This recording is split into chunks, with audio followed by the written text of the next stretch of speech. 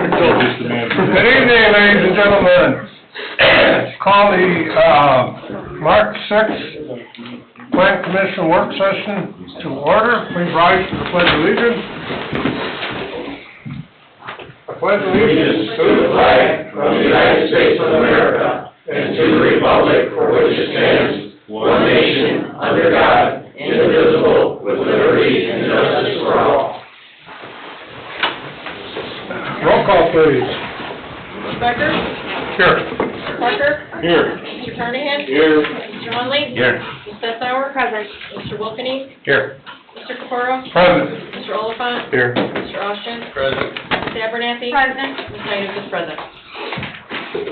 Okay, first order of business, 141 Partners, final plat. Owner, 141 Partners LLC, Mike Neubauer, 2802 East 159th Avenue, Crown Point, Indiana. Petitioner, 141 Partners LLC, 2802 East 139th Avenue, Crown Point, Indiana. Vicinity of 10702 West 141st Avenue, Cedar Lake. Petitioner is requesting the final plat for a one-lot subdivision. If I could, I'd like to just make a comment. Sure. And Greg, hopefully you chime in on me. We've discovered on the west side of the lake, we've got water there, but we do not have enough storage. And there's a possibility of banning sprinkling over there, correct? So very likely. Yes. And we've got water over here, but we're waiting to get the lighthouse well approved by IDEM, right, Don? Correct, among other things, yeah. So, and our sewer, we've got problems down there. Our financial advisor told us that the bill needs to go up $5 a month right away, $2 increase for garbage, and then for the $40 million to expand the plant in Lowell, that's going to cost us an additional $74.25 a month. So the sewer portion of the bill will go from $48 to $127.25. You add the $2 for the garbage, it's $129.25. And last night at the town council, a motion was made to direct the attorney to prepare a resolution to take the $2.1 million out of the eco-restoration and put it back in the sewer funds where that money was taken and probably shouldn't have been taken. Definitely should have been taken. And It was taken. so what we're hoping that the state and maybe the county can step up to the plate and help the dredging project continue. Anything else, Greg? I don't have anything else. I mean, that's kind of it in a nutshell. Those are ballpark numbers. That's what we know so far, and let's see how things go. Just want to be open with everybody on this. So that's regarding last night's meeting. Some of it. So let's go ahead and wrap that up. Well, And then it now pertains to our planning too. But we're not here to answer those No. questions, correct? Correct. Thank you. He was sharing information for planning purposes. Okay, let's carry on. Name and address, please. Mike Neubauer, 2802 East 139th Avenue in Crown Point. Okay. Russ Posen, DBG, the Civil Engineers, 1155 Troutland Road, Company, Indiana. Okay, tell us what you want to do, or what's going on. So yeah, this property has been before you quite a while ago for primary plat. It's the east of the railroad tracks and west of Rose Garden. We wanted to use the time to get some of the public infrastructure installed, which is mainly the water main.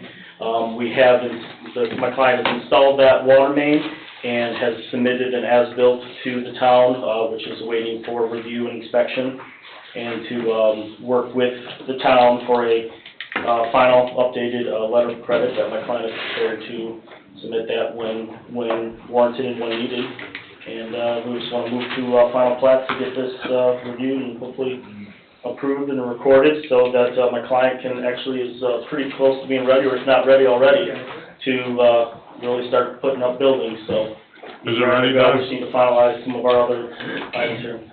if they want a reduction in the letter of credit, it won't be ready in 2 weeks. We just got the survey end of last month, and I don't think Public Works has been out there to do anything. Haven't checked with them, but they need to test everything, check everything. They need to sign off for, I mean, we can reduce it to a point, but, they'll need to get through their stuff and their punch list. So, we still have an outstanding letter from June 21st, too, that needs to be addressed. Correct.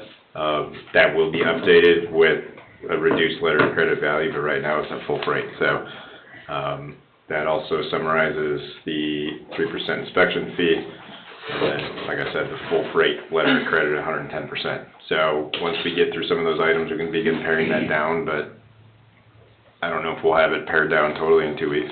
That'd be a real heavy lift, but we'll see what we can do. I think, obviously, we wanna, we request to be on that meeting in 2 weeks, but give us an opportunity to work with the town and my client to determine if he wants to, wait the time to get the lower letter of credit or.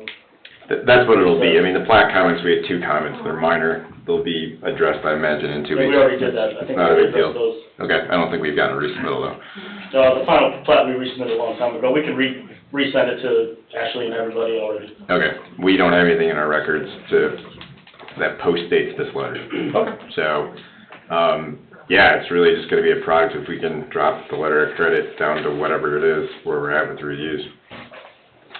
One other thing that we noticed actually earlier this week, do you guys know you guys are grading well off your property on the railroad property? Like significantly? I don't know that. Your silt fence is like 2 feet off the ballast of the rock, and you've straight graded all that, and as a result, you blocked the cross culvert underneath the railroad that drains the Hanover Northern Pond. That entire pond's up full right now. There's a 27-inch pipe that goes into your property, goes through your cross culvert. You can't even see it out there. Who did that? You need to fix that. Essentially, your western property boundary is like 2 feet west of your 18-inch cross culvert through your property, and it's straight graded all the way up to the railroad. I don't know how that happened. Don, did you hear Greg's question? I don't know who their contractor is. Did that? So we got the excavator did the rough grading, then we got the underground utility guy, so I don't know at which point, who may have done that. I'd have to call each of them to see. Okay. But the excavator did all the rough grade first, so removed topsoil, brought in clay, got everything ready, and then the underground utility guy, which is another excavator, came in and put in all the underground water and sewer and stuff, so I'm not sure which one. It's the first I've heard of it, so I'm not sure. And you're gonna see that it's corrected. Yeah, we don't have a choice, yeah, 100%. Yeah, we'll send out a more official letter, probably tomorrow or Friday, but we just noticed it earlier this week during one of our inspections, and something wasn't right. So we shouldn't move forward until that's corrected. They certainly have to expose that culvert, because like I said, the Hanover Pond's at its banks, and it hasn't rained that much outside of, yesterday, but we noticed this before that rain. So, it's just not draining at all. Good eye, Don. Yep. Thank you. Be good to have that done before when approval happens, so quicker you can get that done, the better off. Yeah, I'm sure they'll take care of it. I don't think they're gonna want their money withheld, so get it dug out. Okay. Building department have anything? Not too much concerned with the final plat. As the board is familiar, they got an extension July of last year for the final plat. They got their BZA variances extended to May of last year, so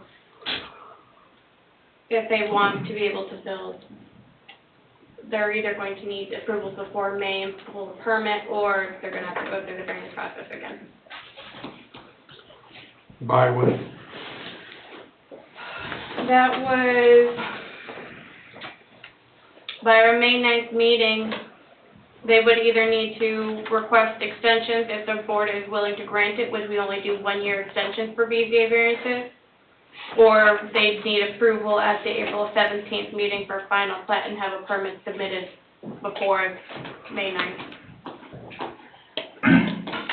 Okay, so we don't wanna move forward on this until we've got that, 27-inch pipe opened up, and And, you come up with the answers to what letter you have there? Yeah, we're coordinating with Public Works to get their inspections done, and then we'll do our as-built review. So 2 weeks will not be, It might be, I can't dictate Public Works schedule. They're not the quickest sometimes, because they're busy, so I get it. So it's just a matter of seeing where we end up in a week and a half time before our deadline to get everything in the packet. so we got a week to get it all in, Next Friday is our deadline, yeah. so. Is there anything you can do for Public Works, or you guys handle that as far as? We handle that. We coordinate with them, they have the as-bills, and then they'll go out there and take a look at it when they get a chance. And you've got the as-built? We have the as-bills, yeah. Well, can you get your stuff done in a week?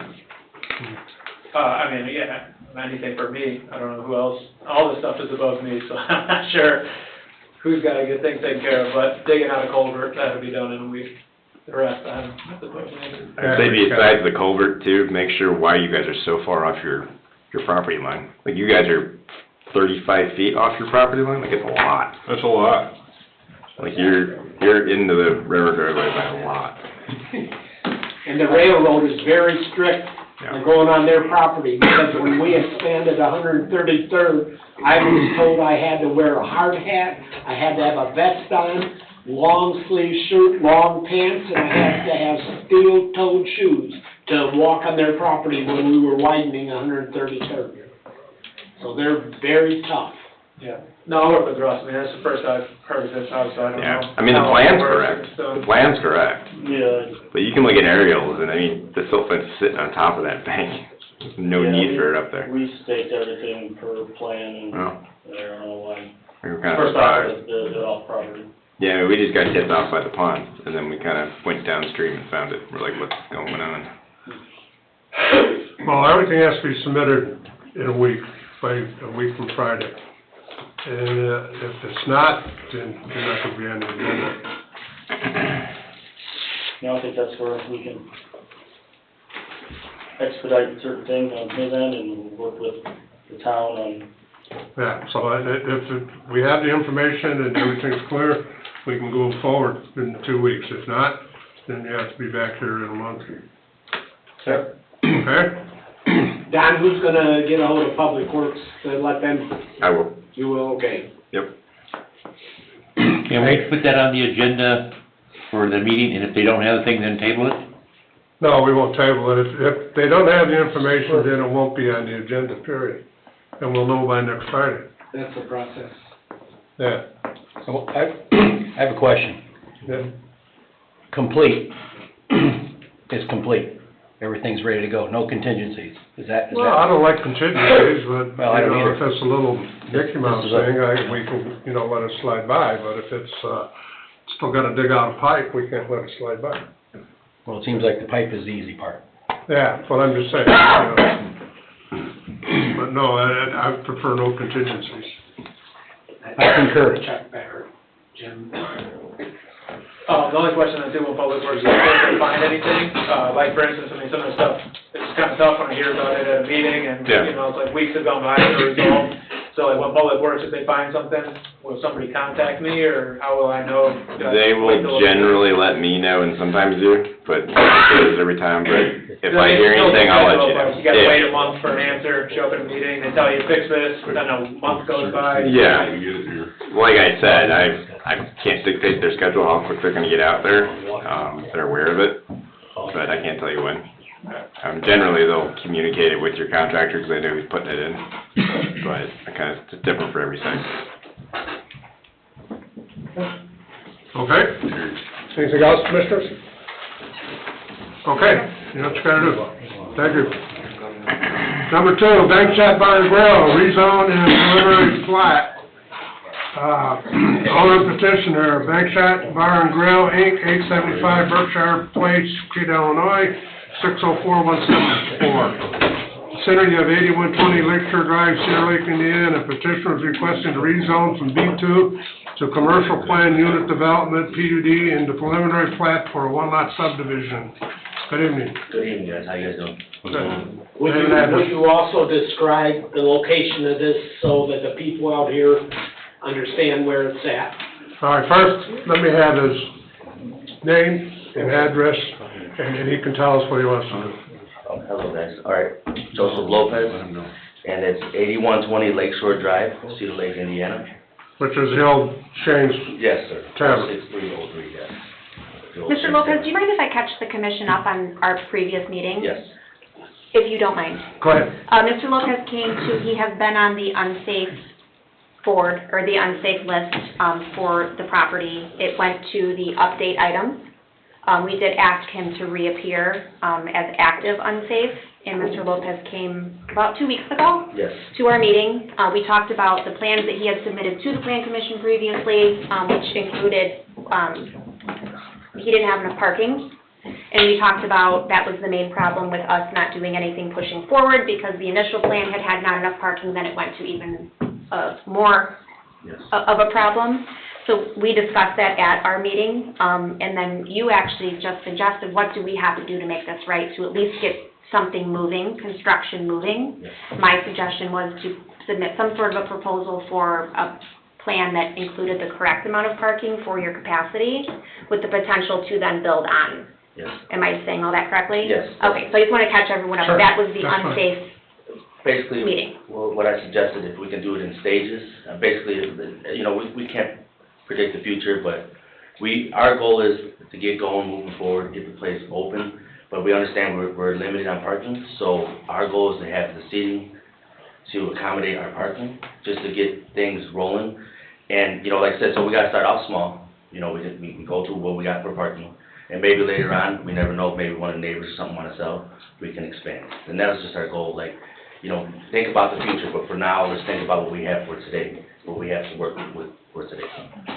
So, Excellent plan. And the thought at the board 2 weeks ago was that sounded great, because that would also get you off of the unsafe list. It would improve the building, and then also get you in business. right, so we have a concept mocked up, I don't know, actually, are we able to pull that USB up? Just for the inside, I don't know if this one will work in that computer. so basically, I mean, I got some copies here, we got some more copies. We wanted to, I don't know if I could bring this up to you guys. Yeah, I got, let me see what you got, we might have it in I just there. wanna show you guys the inside, basically. Oh.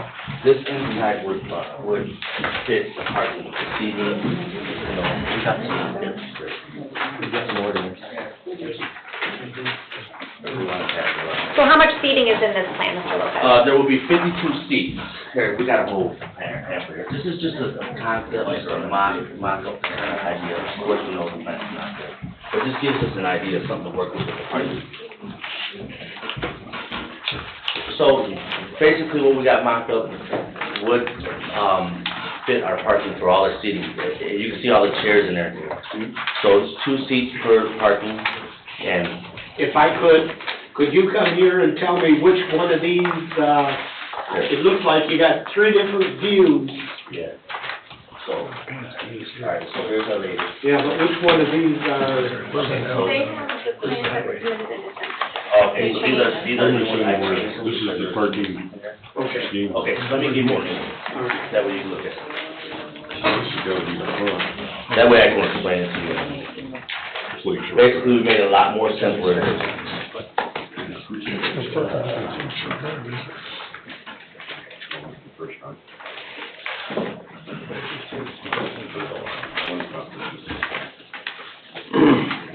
This also.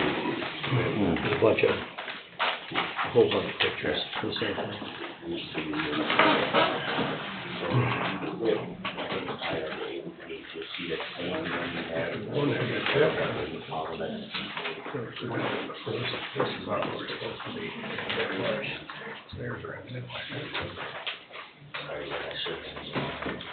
That's what she said, it's a thing, but- I agree. Many things. That's 1, 2, 3, 4. That's Four. Right. And these are probably about 12. Yes. I counted on the other one. Yes, sir. Anything can be eliminated. All right, 52 seats is, 52 seating is 26 parking spots, right? Yes. And how many do we have there now? Can we meet 26? Yes, I believe so. Is that full size, or is that just combined with motorcycle and full-size car? See, when we had the lawyer handling everything, I know, Adam, I had to speak to him about that, but I'm almost positive it was with all the parking spots. I don't think it was including the motorcycle, I think it was just all the parking spots around the building. So the latest parking plan that we have, that they have from the stuff that was submitted for the January work session, it was 15 normal spaces of the 10 by 20, 3 parallel parking spaces, 1 ADA space, and then 4 compact motorcycle spaces. Okay, so we're roughly saying. Well, I'm not gonna count motorcycle spaces for parking because I understand. you gotta put a car in there. But we could take out some of the seating, it's just an idea, like, that were around, like a two. We've gone through this every time. Every time you come here, you try to get more seats in. You wanna put it upstairs in it, you wanna put more seats in it. We keep telling you only got so many parking. I understand. And now you're here standing in front of us again telling us that, oh, well, maybe I can take some seats out because you got more seats than parking. Right, our lawyer was handling all this, It doesn't matter. You're responsible. right. I understand. Okay. Yes, sir. Now, how many parking do you have? As you said, 18 and 3 parallel, 21. 5 normal, 3 parallel, 1 ADA, so that'd be 19 total. That's what I see, 19. Okay. Where's the parallel parking at? At the, back of the property, off Okay. of Foster. The first site plan was a non-starter. He said at the last meeting about parallel parking on Lakeshore Drive. Not gonna happen. No, it's And that wasn't the Oh, I one I know, was but there's looking two at. site plans in your packet. One still shows parallel parking on Lakeshore Drive, and that's actually the plan with the most overall spaces. So that, it looks like, say 19 full-size Okay. parking spots would get you at about 40 Okay. for capacity. So your 52 would still be a Okay. considerable amount over. I understand. So I understand this was 2 weeks ago, we had a discussion about this. What, my goal here, obviously, is to not only get you and the building in a position where you're not on the unsafe list anymore, but also you in business, so the town can enjoy another location. So you probably didn't have time to get maybe your plans or whatever done in the meantime, but is your intention to get to a space where you can have That's our 40-ish goal. seats? Yes, and that's our goal. 40 is gonna be the number. And I'll make the layout for 40 seats, for 40 seating. One thing with these seats, because I noticed there was no business in town that were complaining, people were complaining about there was no handicap, there was no low-top tables. Yeah, we deal with that at our other bar. We got some for like the older people and everybody comes in because they cannot get up on the higher chairs. We Right, understand because that. you see, this was all high tops, that's why I was Yeah, asking. we would definitely, we would make that adjustment. We already, that's what we do at our other place, that's one of our things we worry about, because people do come in there, they're older, they're elderly, and they don't wanna, they can't sit on the higher ones. That's not what's in my packet for here. Yeah. That is. Okay, let's back up. You gave us a big pile of papers here, and I appreciate the pictures and all the goodies. We're stuck in the parking. What is this? Right. This doesn't match what's on that computer in the packet. This gives you a lot of parking spaces, if this fits. Does that fit? Maybe I'm not, you got angle parking against the back fence. You have parking here facing west, parking facing, there's a whole bunch of parking here on this one. Maybe that's where you base the 52 seats off of? It could be. Let him have Don take a look at that. Pardon? Let Don see that, so maybe, I mean, without having dimensions, I can't see what's wrong with it, if there is anything. These are The 10 by features- 20 parking the spots? spaces are there. Yes. Well, it's got parking between Well, the this building has and the lakeshore. 26 spots. I'm gonna take away the 2 that are on Lakeshore Drive, because we said no to those. So that That's would have, different than what's in our packet, though, what we're looking at on this iPad. I understand. It's different on that. so that would have the 26 spots, which would allow you the 52 people, if that works, if it works. Correct. Well, how big are the parking spots? They should be up to what is, code. 10 by 20. He said 10 by 20, We had- tell me, yeah. We had the lawyer working with, the guy doing concept plan. Those parking spaces, so the parking spaces are dimensioned at 8 by 9 by 19.8 on this one. So they don't need code. I feel like this plan is just cramming in as much as humanly possible. Like, I don't understand how you're gonna back out of some of these spots. Like, I mean, not only is it parking, but it has to work circulation-wise. Well, here's- How we don't have driveway outlets. Okay, I have a few questions. So, are we gonna, on the east side of the building, coming off Lake Shore, are we in agreement that's the entrance right there? Can we make that the entrance and where, It's not off Lake Shore. not off? I thought we had said no in or outs on Lake Shore, and you were gonna use, what is that, No, it's here. I think he means here. yeah, but that's the west side. He's talking about Lake Shore, I think he's talking about this one. We're showing a one-way entrance Oh. off Lake Shore Drive. It isn't different than what's in our packet. Significantly different. There's one of the problems we have, is we've got 14 different sketches. None of them are the same. They're all different. We don't know what you're doing. We've seen stuff for a deck on the roof. We've seen, multiple parking like what you just showed there.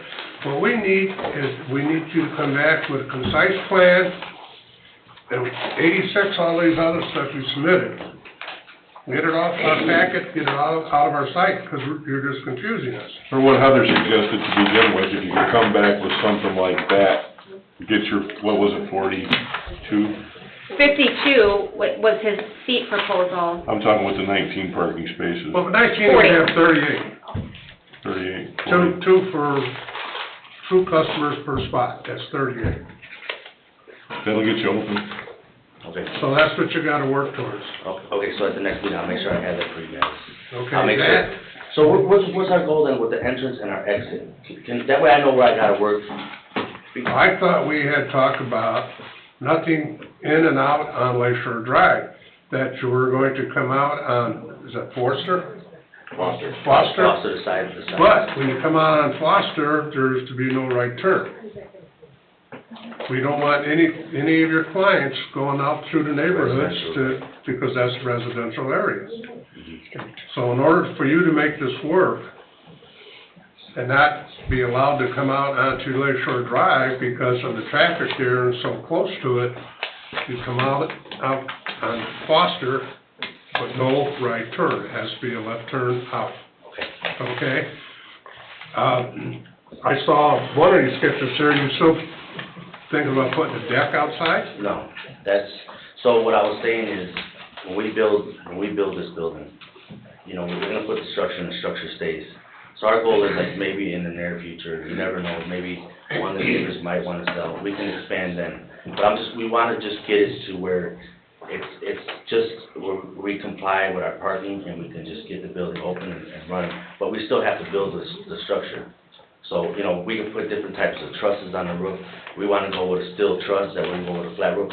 Maybe later on, you know, if we can buy. I'm not concerned about later on, I'm concerned about today.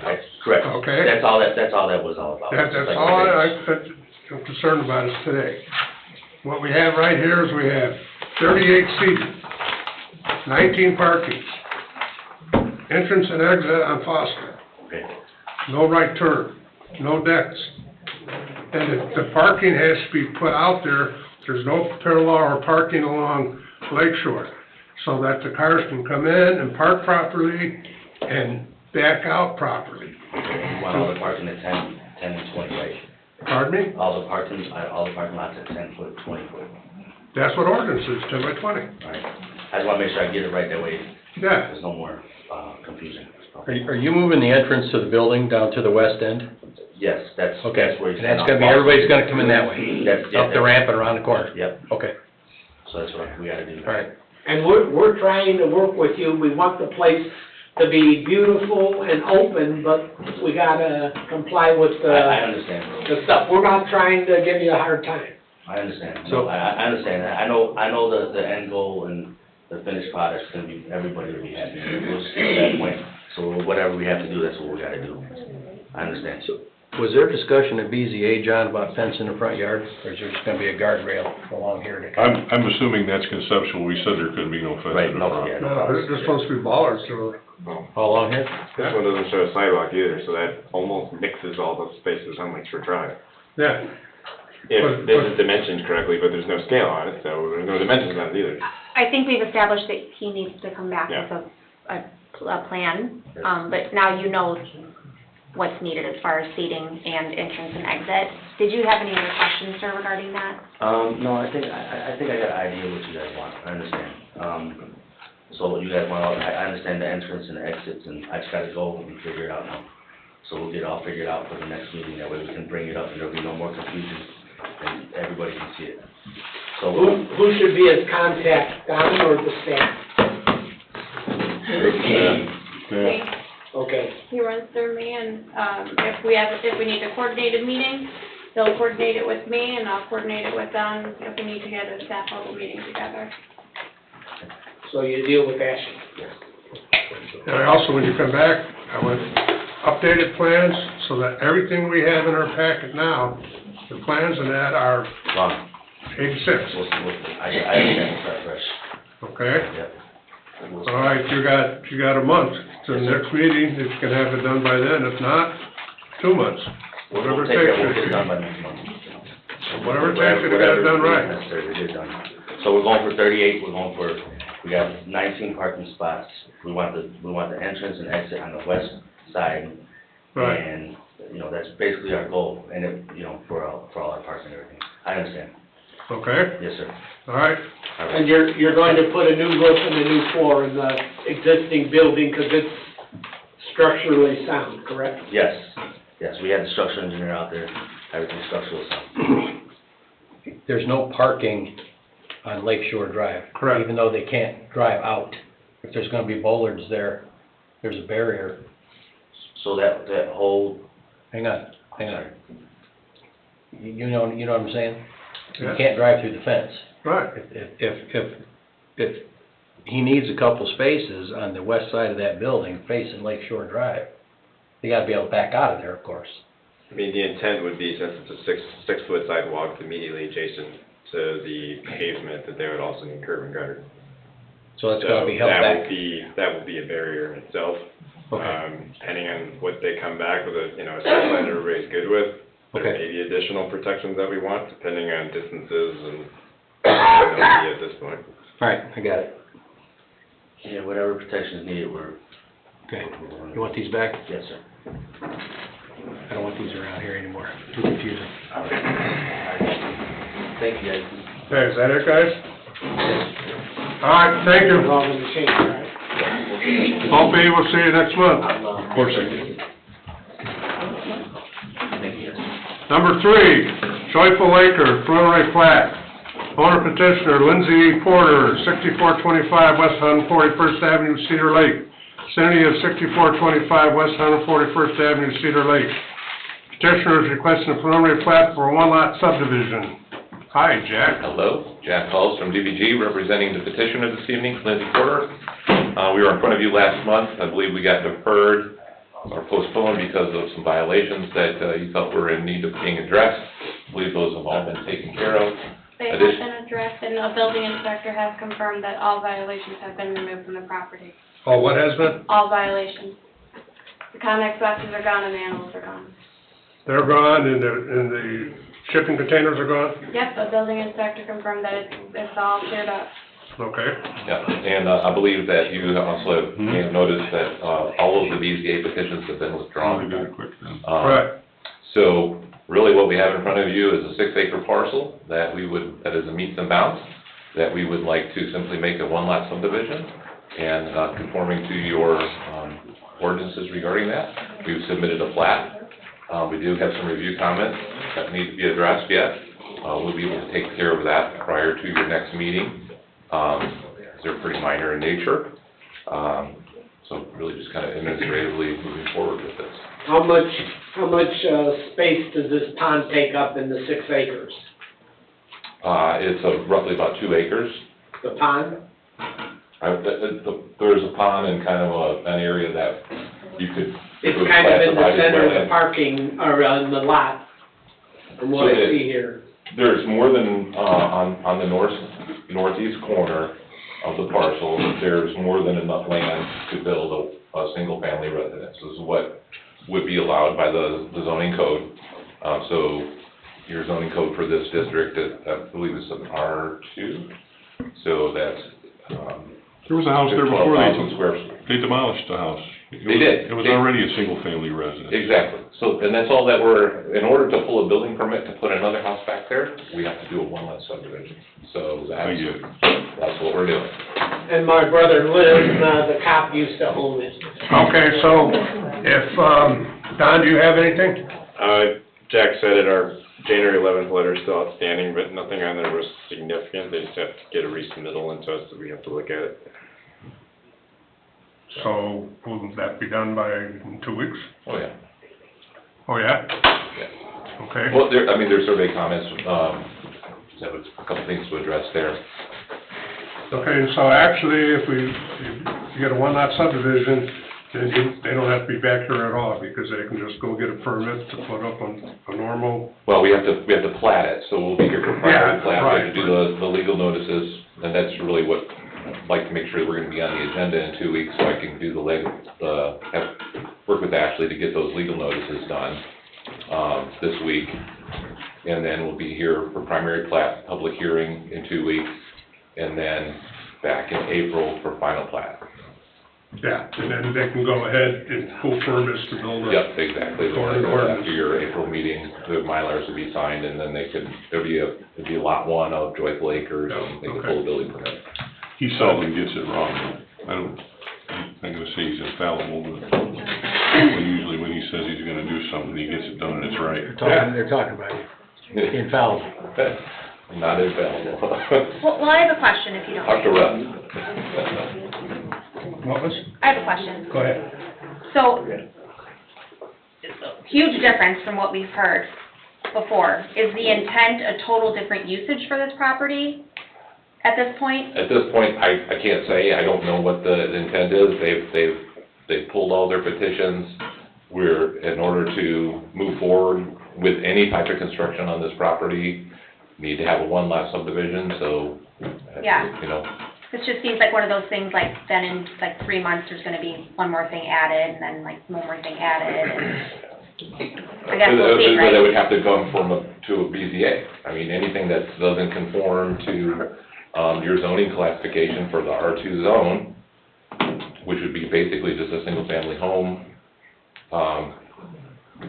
is gonna require coming before you again, and actually the BZA for any variances, that would be, which would be similar, but I don't suspect that that's gonna happen. So you're just trying to get a one-lot subdivision from us, and then you move forward with anything else you want to do? Yep, I probably have other petitions similar to this on your docket this evening. This is a straight one-lot subdivision.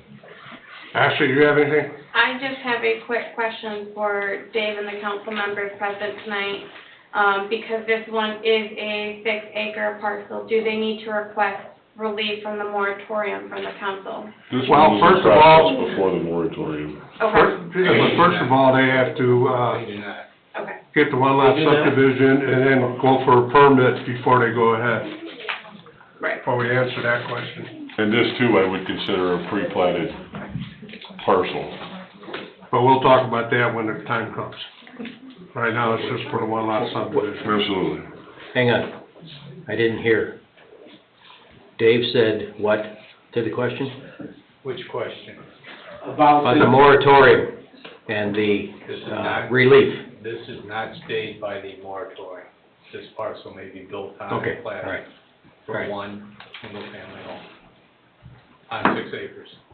Jack, this pond that's in the middle, where does that drain to? Does it drain south or does it drain I believe it northwest? drains to the north. It drains to the north. Yeah. Goes under through our new box culvert. Yeah. Okay. And that's actually relates to one of Don's comments, referring to some guardrail that's in that area, and that's actually where the drainage goes through. Got it. It's also where I think there's either a right-of-way that was vacated or something like that along that side there, so. So it doesn't go into the creek going to Lake Dale? Yes, it does. It goes up towards Fountain. Yeah, it goes north, and gets into that system. Drains through Shades, and then ultimately drains up to Founders, and then Cedar Creek. On the north side of 141st, there's like a little swampy area too, that would drain into their property and then continue on? Yeah, I believe that's what it does, yeah. And really, any home construction that would be there would be very similar to the home that was there. So, you know, the impervious areas and, you know, all those types of things are gonna basically be like they were. I know you think you know why I asked, but that's not why I asked. So now that the petition has changed, or maybe it hasn't, does the BZA variance of use, is that still in? They withdrew it. So all of that's gone? All that's gone. But they could reapply. Sure they will. Right now, all that's gone. Only thing before us was a one-lot subdivision. Anything but drainage or ponds or anything like that will come to play or question at the time that they come in here to build. Right now, to make a one-lot subdivision, it doesn't matter. Yeah. Correct? Correct. Okay. So you got everybody done? Anything else? No? Hope to see you in 2 weeks. Wonderful. I'll work with Ashley to get the advertising done. Okay, thank you, Jeff.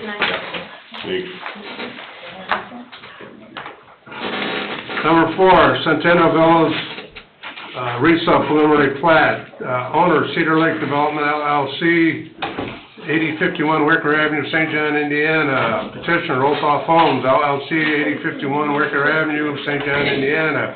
Cindy of 13614, 13604, and 13594 Freedom Way, Cedar Lake. Petitioner is requesting a re-subdivision of lots 18, 19, and 20 in Centennial Villas. Hi, Jeff. Hello, Jeff Yatsko with Old Top Homes. Just a little bit of history to this. We came before the Plan Commission back in December, and we received approval for Centennial Townhomes, which sits just west of the Centennial Villas. A contingency of Centennial Townhomes was that we provided a second access. So there was an access to the south that ties into the existing Centennial subdivision, and then we were asked to provide a second access through Centennial Villas. Part of that access would require us to lose a lot, and so we would actually take 3 lots from Centennial Villas, we would plat them into 2 lots to allow that right-of-way to come through and connect to the Freedom Way. Part of that contingency is that we would be here for the March meeting, so that's why we're here. We've submitted the plat. Again, this would be 3 lots turning into 2 lots with a right-of-way, so lot 19 would really disappear. So we would just be left with lots 18 and 20 with a roadway that would connect to Centennial Townhomes.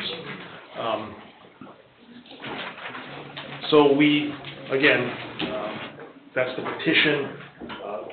However, at the moment, we still have not received everything that's necessary for us to move forward with Centennial Townhomes. We received approval, but we still don't have some documents to allow us to actually move forward with it.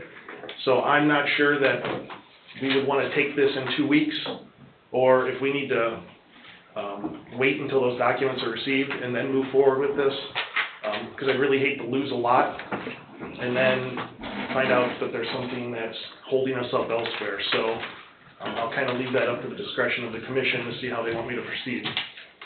Well, at first, let's see if we got any other comments here. Don, anything on that? So we don't have any major comments on the plat. I had 2 kind of more random questions, and they're more related to the final plat if we get there. This is obviously going to be a roadway. Do we really want to pull another letter of credit for this tiny plat, or can we include these public improvements in the letter of credit for Centennial Townhomes? As long as we have public meeting action by the planning commission, you can combine them. Okay, that would be my recommendation, just because this is going to be rather small, and it's kind of related to townhomes. I just don't want 2 letter of credits floating out there. Well, we've had small Yeah. sureties with Old Top Company in the past over the time period of the Centennial project. But Yeah, so it's just We a don't preference that I'm preparing for final plat. if we're gonna have to have a letter of credit for this final plat, or if we can lump it into townhomes. You can lump it, Okay, action in public meeting. we'll go that direction, and then if the townhomes project moves forward, when will this construction begin, this entrance? Are you gonna build south and north on townhomes, or The north and townhome south? project, we planned on building south and north. Okay. However, I would like to put at least this road in, just so that the people in Centennial Villas understand that there's going to be a Don't have a gap. connection. Yeah, I don't like to surprise people, okay. especially if we build on 18 and 20 and then all of a sudden a road shows up between those homes. I'm sure they would be shocked. So we will build south and north on the townhomes, but then we will also put that stub road in through the villas. Okay. So I would include that with the phase Phase one one. of Centennial Townhomes. I just wanted to get that on the record. I don't think it's been discussed before. Yeah, regarding the plat, it should be fine, so Don? yeah.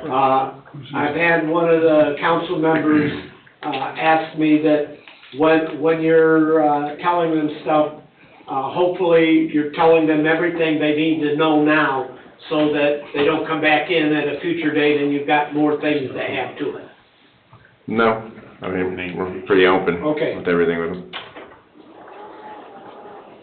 Ashley, building department, guys?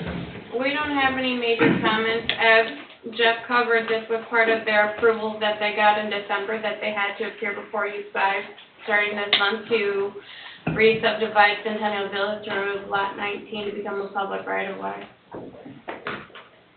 Commissioners, have anything? No, sir. Well, to address your question before, I would like you to have all your paperwork together and that before you come back to us. So we're not coming back and then we're still missing something and coming back and problems. So, we would prefer that you have all your documentation and everything ready for us to go forward with this. Right. Okay. I would rather not lose a lot if something's going to go with the townhome project. So really, I guess we'll just have to find out where that sits then with the town.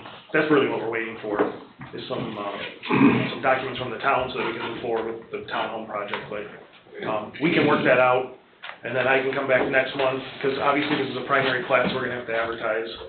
So I'd rather not force and advertise, and something in the paper that's gonna be pushed back a month. So, we just said we'd be here in March, so that's why I wanted to come tonight. But if we move this to April, I think that's gonna be fine on our end. When you get all your documentation and that in, Ashley will attend to it and get it on the agenda and go from there. Right, yeah, I would hope in 4 Okay. weeks we would have That's Well- fine with us. I believe he's waiting for something from the town right now, but as Bob alluded to earlier, yesterday we found some troubling news, information, what's going on with our water and sewer, and until we figure we have some concrete numbers, we can't prove nothing, I believe, right now. I mean, until we get more definite numbers. Am I saying that right? I believe this project can go ahead. This one can go ahead. This one- Well, as the petitioner, we do not want to move this forward until we have the townhome project figured out, because this would force us to lose a lot, and if something goes sideways with the townhome project, then we've just lost a lot for nothing, so I don't want to lose a lot. Sure. Well, are you waiting for the NOI? No, not on this one. Not on this one, this one is. That was monastery. Okay. Right, yeah, we're waiting on the townhomes and monastery, so once the townhomes gets figured out and straightened out, then we would like to move forward with this. Okay, fine, like I say, you get everything into Ashley and then she'll get you on the agenda and we'll go forward. Sound good? Okay, thank you. Number 5, Storm Safe Concept Plan, owner petitioner, Storm Safe from Cedar Lake LLC, 5301 Dempster Street, Suite 300, Skokie, Illinois, 60077, vicinity of 13649 Wicker Avenue, Cedar Lake. Petitioner is requesting a concept plan for a one-lot subdivision and updated site plan review for an existing storage facility. Hi. How do you do? Chairman, honorable commission members, thank you for your time tonight. Excited to go through our plan, get some feedback from you. Pardon me? Name and address? Yep, and my name is James Sag, I'm one of the owners, I'm the Chief Development Officer at Elmdale Partners, which owns StorSafe. I figured I'd give Jack you know, one of these petitions off, but if we need Jack or Russ to come up here, they can come up and speak to some of the civil engineering aspects of this.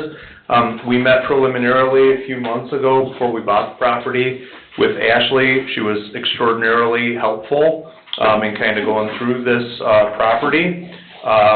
We've wanted to own this property for a long time. You know, Andrew Baltima, who owned it, Action Plumbing, we given him a ton of plumbing work, but he sold it to somebody else, but then we were lucky enough to get it from that guy. Our intent is pretty simple here. We, StorSafe, will add, or propose to add, one building at the front of the site.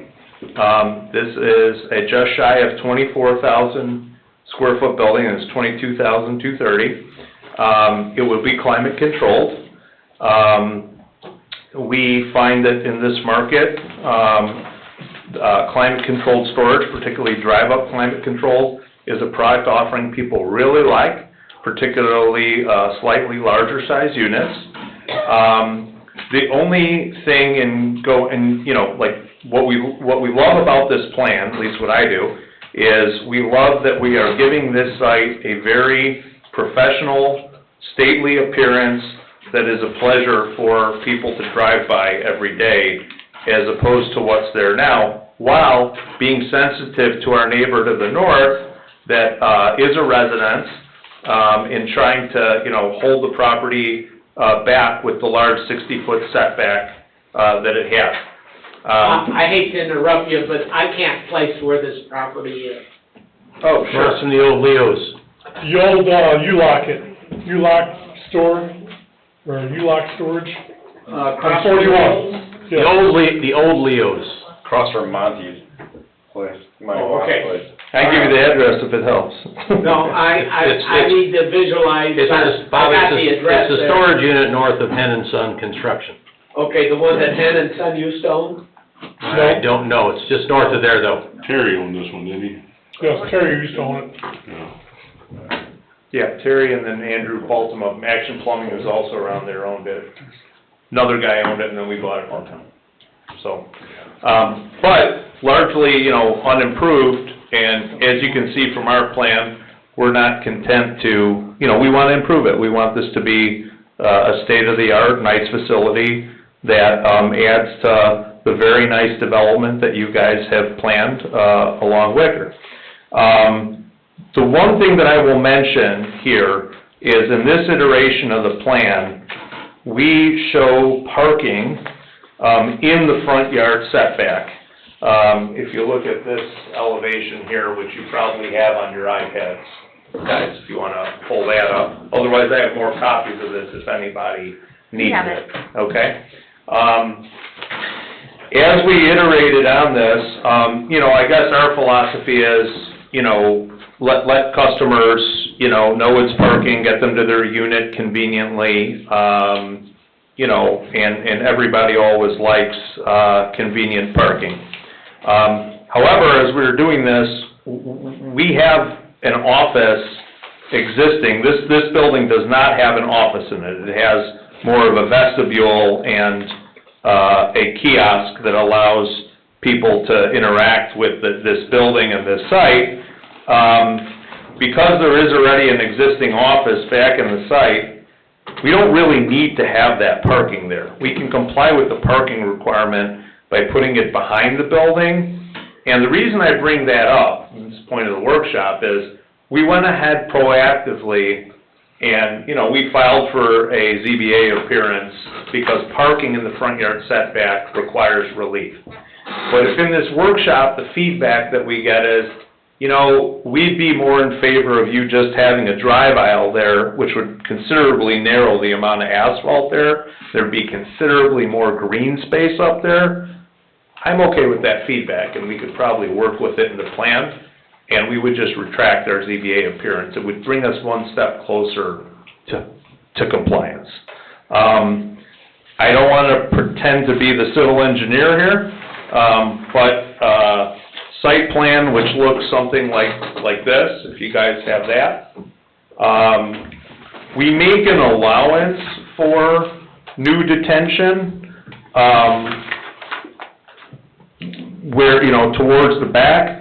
However, as Mr. Halls could speak to from PVG, there actually was, in the development of the parcel adjacent, the provision made for the storm detention for this site. Ultimately, we'll need the civil engineering to go wherever it needs to go. We'll comply with whatever we need to. We are not adding any bathrooms whatsoever. We have no need for water whatsoever. I know that's an issue, so we'll put no strain on the town's infrastructure from that standpoint. We will add hydrants, both along the parkway and then up and through the site.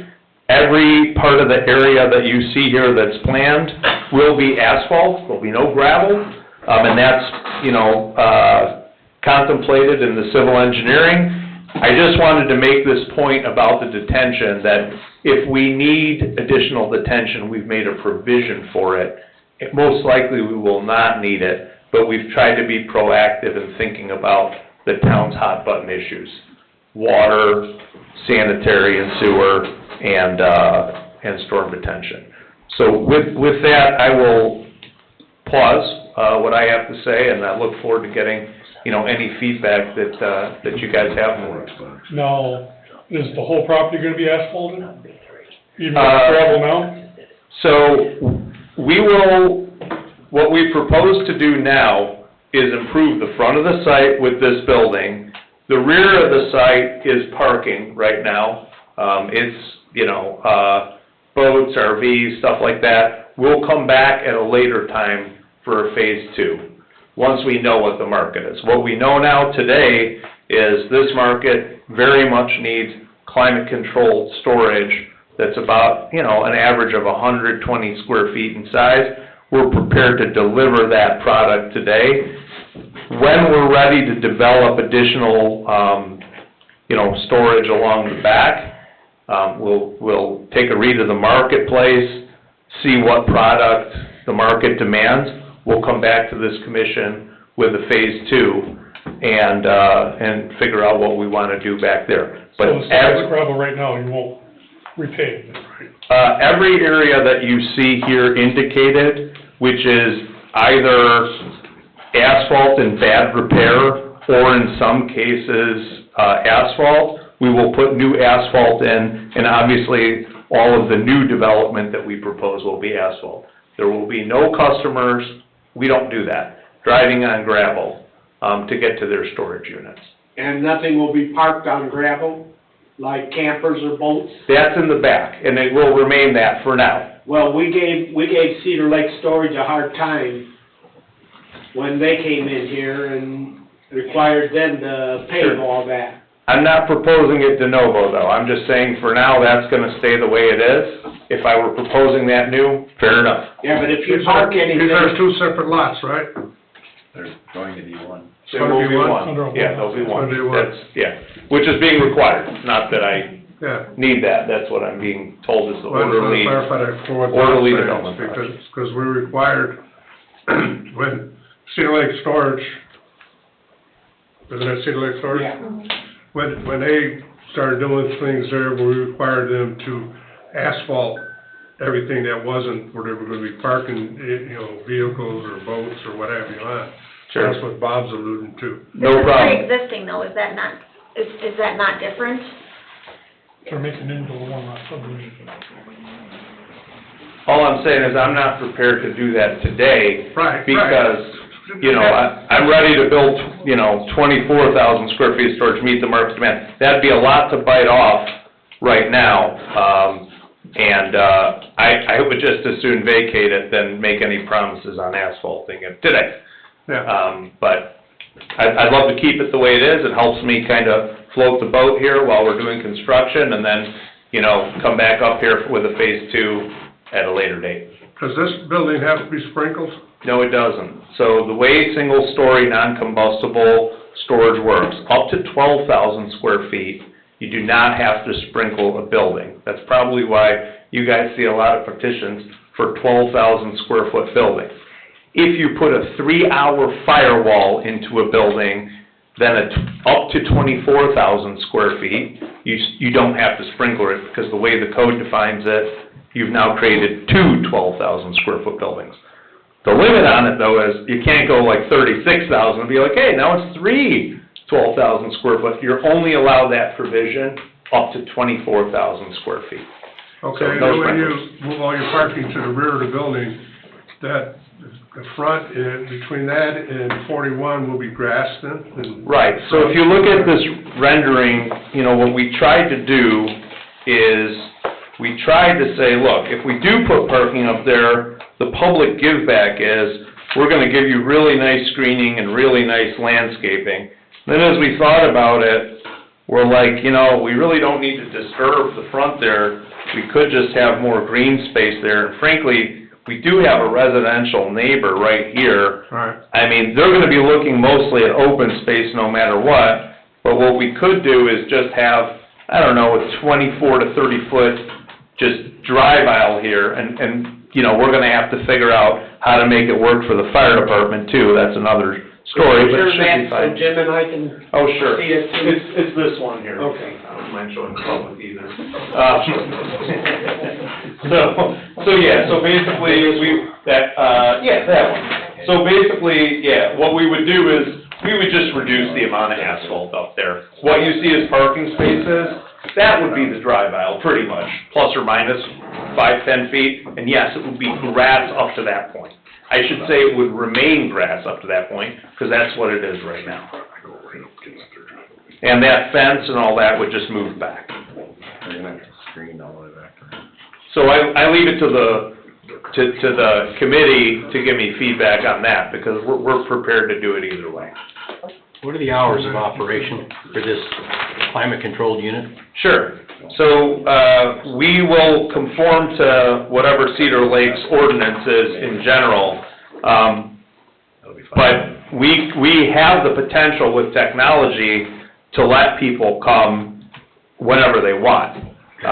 So we'll comply with whatever the laws of the land are, however the ordinance would get written up.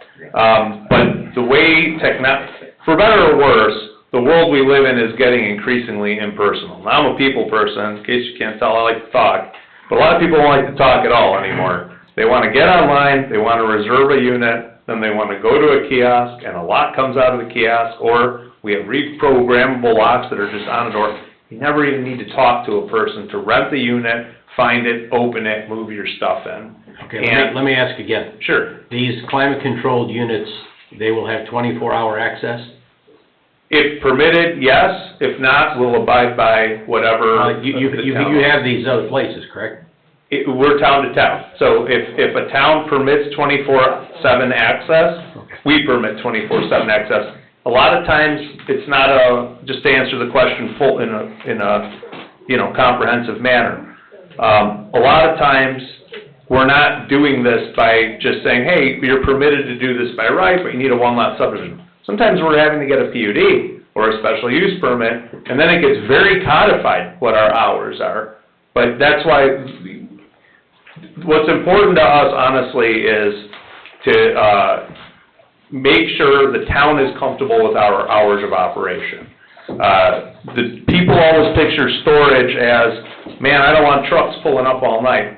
The truth of the matter is, somebody's gonna come usually during very normal business hours, drop stuff off, and maybe 2 years later come back to get their stuff. It's very low intensity. Right now? How big? It's 24 hours right now. Well, that was my next question. It is right now, it's 24 hours. To get into the yard. How big is each unit? The average size is actually on that first page. So you can see the unit mix, I'm sorry, it's small. Yeah, well, In this graph right here, I'm in the GIS right now. What's the biggest unit and how many of them are there? on the existing site, No, what you're proposing. what I'm your climate control. proposing, the average size is 111.8 square feet.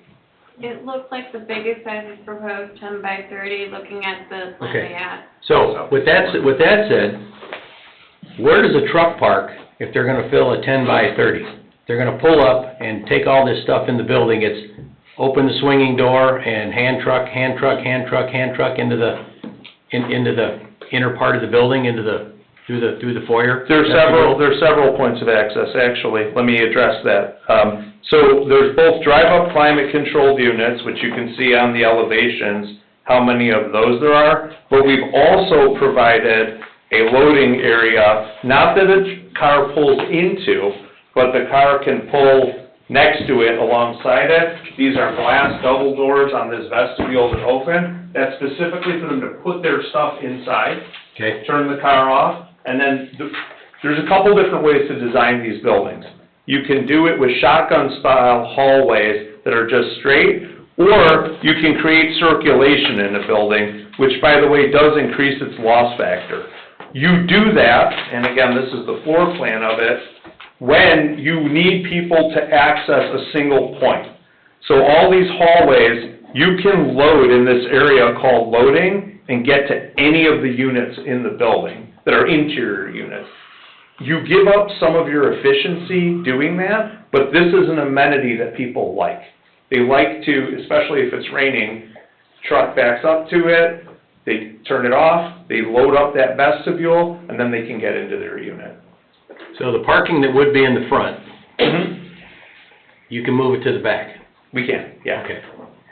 And you have no concerns with security or anything like that? No, and let me speak to that. Hang on, I'm not done. Sure. This place is being operated 24 hours now, so I'm assuming the zoning allows that. Is this B3 property? It's the B2. The property itself started getting used in 1987 for storage that predates the ordinance 496. They did come for an amended site plan in 2013 where there's engineering done then, so the use has continued. Okay. So it's And with that said, Jack, the area that shows up, is that in the gravel in the back, is that where the stormwater recession, it was put many years ago in the last change? Yeah, in the Okay. 2013 plan. Okay. And it kind of relates to maybe a previous question that you had as well. Probably the difference between this and the previous petition regarding the use is that that was a use that was changed to storage. And there was a rehabilitation of a site. This particular property has been used in this manner since 87, 89. So it's been a long-standing use in the community, so, and the facility currently operates that way. So, I think what Jim is proposing is reasonable to do this in phases.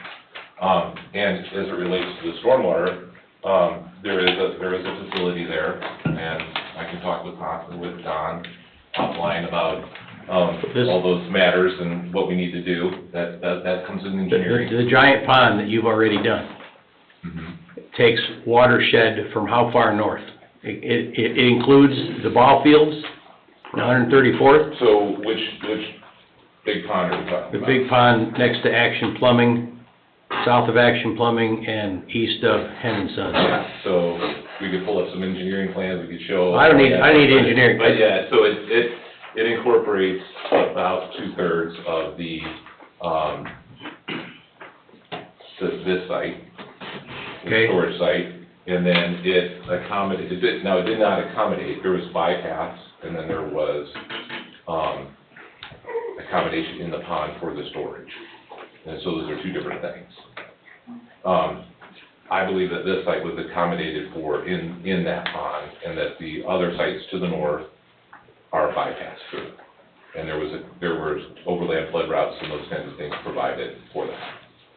And so we can Well, talk. I remember you discussing this when that pond was and I don't remember how far north, that's why I asked. Yeah, because at that time, Andrew was the owner of the Right. property, and he was the developer of this, and so we made accommodations in that detention pond for this part. So the GIS that I'm looking at shows me a lot of campers, maybe a couple boats back here. Are Connex boxes approved in B2 storage or B2 zoning like this? I mean, I don't know what's back here. There used to be semi-trailers back there last year or so, empty semi-trailers. I would say probably in 87, there wasn't a lot of restrictions. Yeah, 87 predated even 496, that was. That was enacted 89, right? 89, Yeah. right, so I can't say what all was or was not allowed back in 87, and if it's all just continued use of what was already existing on that property. Bob, you remember 87? No. I was a young whippersnapper. Those boxes have been out there for a while. I mean, a long time. Maybe it was I got nothing else right now. What I see on this is just a more improved, modern, what's going on there now. It's gonna look much better from 41. Yeah. Especially, I do definitely like the parking in the back. I think that's a great idea. Any screening, obviously, in the front is great, especially to protect your neighbors to the north. I think that's great to give them some extra screening. But as far as aesthetics go, this is gonna look way better than what it is now. I think it's been a storage unit for the past however many years, you know, I think we need to be understandable of that and what's there now and work with you as far as that goes. It seems like you're going to create a great business here. It's gonna help our community and, like I said, improve the look of it tremendously. What about the property to the north? It looks like it's like right in front of that person's garage where his vehicles are. I don't know if it's a garage, I think he's using it for access. Yeah, I mean, first of all, one of the things, when we were buying it, we wanted to make sure is that that driveway, you know, didn't have any prescriptive or, you know, there was no right to it, and it was just kind of there as a courtesy. And, yeah, that's basically a courtesy. There's no rights to do that, and they're not landlocked. They do have, their proper driveway and curb cut is further north. I mean, the only thing I'll say about it is, you know, this is why I made the comment about, you know, there's a 60-foot setback, which is great, because that gives them mostly open space to the south. I think shrinking the drive aisle to 30 feet, so there's only 30 feet of asphalt there instead of 50 feet of asphalt, is probably a nice courtesy to them, you know? Well, you gotta put a buffer up there anyway. Yeah, and we have arborvitae shown, if you look at the plan, and the landscaping plan, we put a buffer of arborvitae along our neighbor's property line. You can see it on, let's see which rendering. First sheet. Let's go to A3.3 maybe? Yeah, A3.3 shows it. So you can see the arborvitae there, screening their property. So we did make an effort to create a nice landscape buffer and some screening there. Okay, this is on, the building you wanna build. We've been talking, your petition here says, update site plan review for existing storage facility. So you're gonna update something back on the storage? That was because they're updating the existing site plan to include this new building on the front as well as, they're gonna be petitioning for a one-lot subdivision, make it all, modern, current, and no longer a meets and bounds that we just accepted into the town when we incorporated. So they're not doing anything on the existing part? Asphalt. If it's in bad repair, it will be in great repair by the time we're done. So that will be defined on the civil plan. It's kind of shown on the site plan. You know, you have that outline. You're not adding additional asphalt, you're improving the asphalt That's that's right, already there. the condition of the asphalt. And if you go back there, you'll appreciate that is a nice improvement back there. So, and for our customers, by the way, not just for the town. Well, I agree with Heather, it'd be a great addition over there. Thank you. Plus for the town. You're gonna keep it unmanned? So when we're leasing up, you should have it manned. I mean, that's what we found. Cause right now it's not manned. Right, it has an office, just so everyone knows. Right. The office is here. It's actually very nice. It was just renovated by the previous owner. Like, Probably done in the past. it's very nice. They put like stone counters and stuff in it.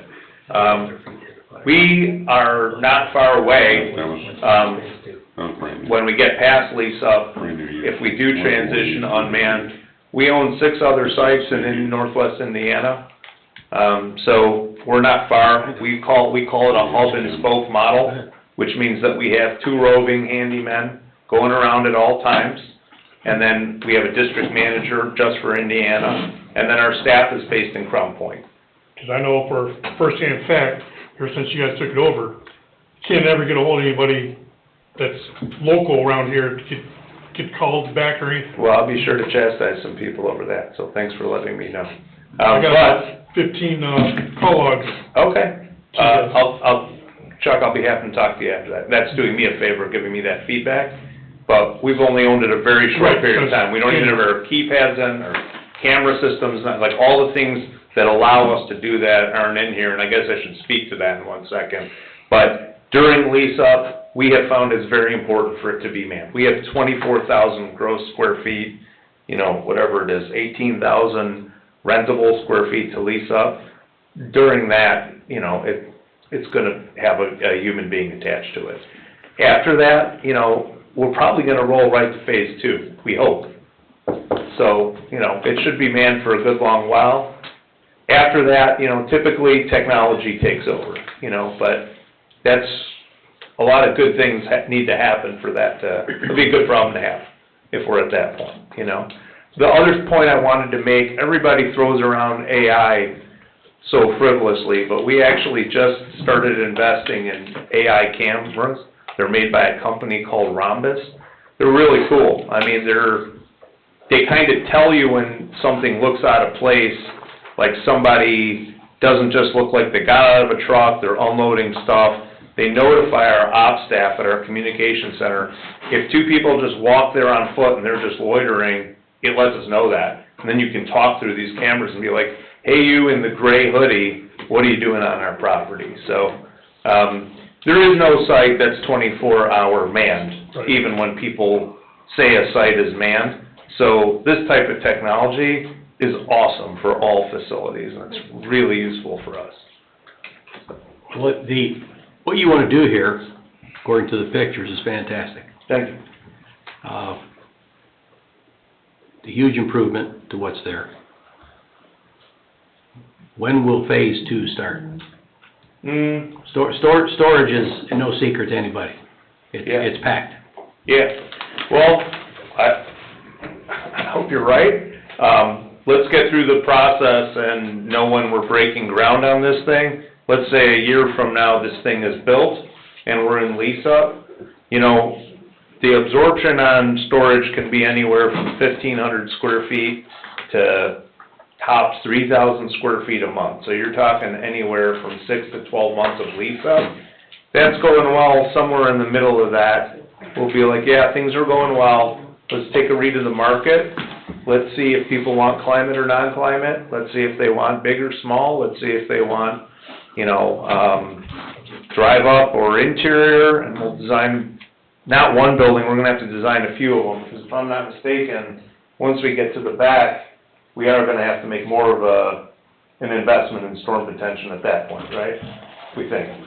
Maybe. So what that means, Jerry, is we can't just do one building at that point. We're gonna have to do at least 2 or 3 buildings at that point to digest the cost of a more substantial investment in storm detention.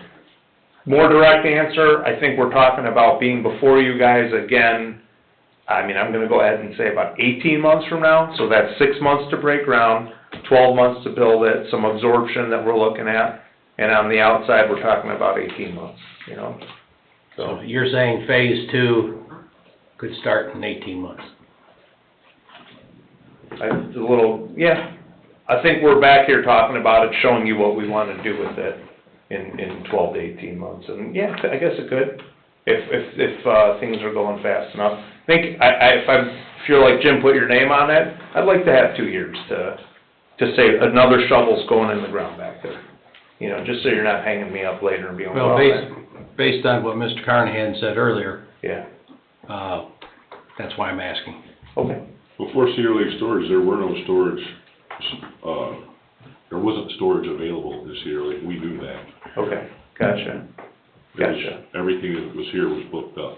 Right. We've wanted to be here a long time. I mean, we know Mr. Hen built all that huge portfolio stuff, and, you know, we would've loved to have bought that. We'd love to have bought this site, and we're happy to finally be in Cedar Lake. It's a great storage market, and it's a great community, so hopefully that translates into our success here, and we're building more of it. I'm glad that we have the capability to build more of it, and that's certainly why we bought the property.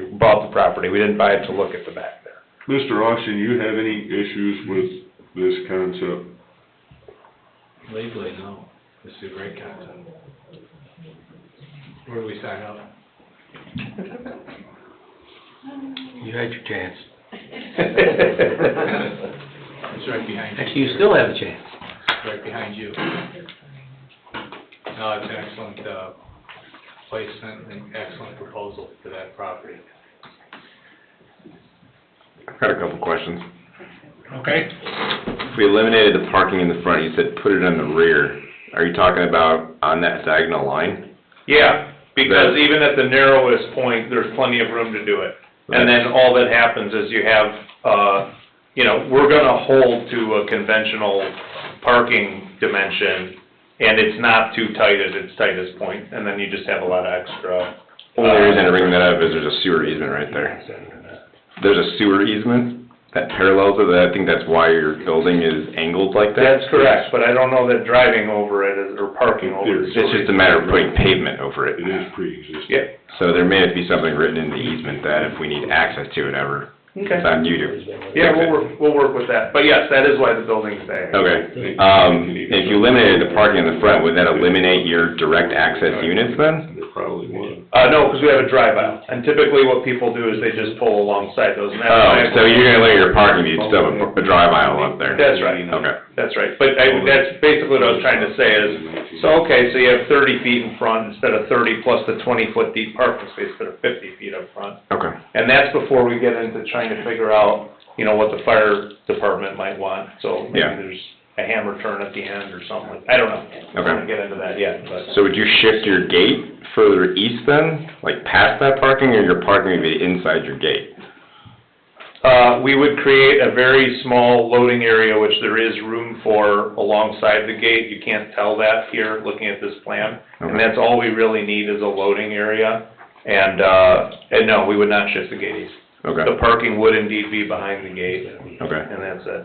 This is not, we don't have to accommodate more than one customer at once typically. Okay. Not one new customer, existing customers, yeah. So, yeah, I think this site was taken into account with Lakeview, and they provided storage for it. I don't know if that new lot was included in it. So that would be the only reason for new detention, then also further expansion, like you said, but we'll vet that as we get further into it. And then I would argue that you would actually need screening along your entire north boundary now. You're only showing it at the building, but that residential use, I think, wraps around, and I don't even know what the large wooded area is zoned. R2. It's R2? R2, and then. Technically, the rear you'd of need our- screening along that as well. The rear is now, that's beauty. Are we changing use? Huh? Are we changing use by the building? You're creating a new lot, so I think that would trigger screening for all your boundaries, would it not? You would. Good. We could do a one lot subdivision just up front You could. for this building. And you'd have 2 lot subdivision. Yeah. Well, We wouldn't have to include that. But constructively, you'd have 2 lots. where would you put your detention for lot one then? I'm not trying to argue. I know, I'm just saying. It's like, a fence that's 1,000 feet long is probably gonna be like, I'm just saying, that's what doing a one lot sub triggers though. Having done this in 8 states, and a lot of situations like that, there's nothing more frustrating when we plant these little plants and then it's against the forest. So, I'll definitely I don't mind committing to it along the whole front lot. It doesn't have to be arborvitae's, it can be, an opaque fence. Other items do meet our zoning code for screening. Okay. So, I'm just throwing that out there. Okay. I'm taking the feedback. But that's all I have right now. Anybody else? I think this one lot subdivision triggers a lot of things. That's why I said something about phase 2 and a timeline. And the other stuff was existing, you'd still have to put a fence all the way to the north? It abuts a residential property. Yeah. Well, you know we like it, and you know what you gotta do. Got the feedback. Okay. Thank you. Looking forward to seeing you again. Appreciate it. Hurry up before the other guy gets his done. Thank you. Thank you. Number 6. Creek and Carlin Concept Plan, owner Jeffrey Thomas and Juliet Faith Carlin, 5030 West 100th Lane, Crown Point, Indiana, 46307. Petitioner Troy Creek. Unica? Unique. Okay. DC was billed 2700 Valparaiso Street, Unit 1506, Valparaiso, Indiana, 46384, vicinity of 694970 West 126th Avenue, Cedar Lake. Petitioner is requesting a concept plan for a one-lot subdivision for a single-family resident home. Hi. Good evening. Good. Corey Creek, Unique Design Build. I saw a couple of you last night where I did receive a favorable from the town council for the, getting away from the one-lot subdivision requirement. The only caveat that they did add was that we do need to put that we will not subdivide it further than what we're going to do for the single-family residence. So we're looking to, this property is on west of 126th Avenue, west of Fairbanks, at the curve to the north. So there's two parcels. There is the easterly parcel and the central parcel that we're looking to combine. We are only looking to impact roughly about 35% of the property with one single-family residence. So we're asking, kind of get your feedback on, can we combine this and create this one-lot subdivision for a single-family residence? I was sitting in the audience last night, I heard you propose this, and I think it's a wonderful idea. But I have to ask, there's a lot of elevation changes to what would be the south of this? Okay, all right. Don, who's responsible for those ravines and all that stormwater that kind of pushes the limits of Vermillion on the curve? They would be categorized as mutual drains. Okay. So they're responsibility of the homeowner that owns them. They're shared responsibility. Okay. Because I don't think there's any existing drainage easements over it. I think it's proposed down there. That's correct. Yeah. Are we going to tear up any of the curbs and roads that we just recently did? They will have to do a curb cut. Over here. It's a high back curb, so we'll have to cut it. House is here. We should be south of that curve where we'll be entering with the driveway. So that curve is to the north of that driveway entrance, will make zero impact. No curb cut. You're up on the flat part of that road though, right? That's correct. You're up the hill and are back around the corner. Yep. So you're coming in on that triangle? Correct. The dark blue into the big part here? Yep. I see. Oh, there's the ravine back there.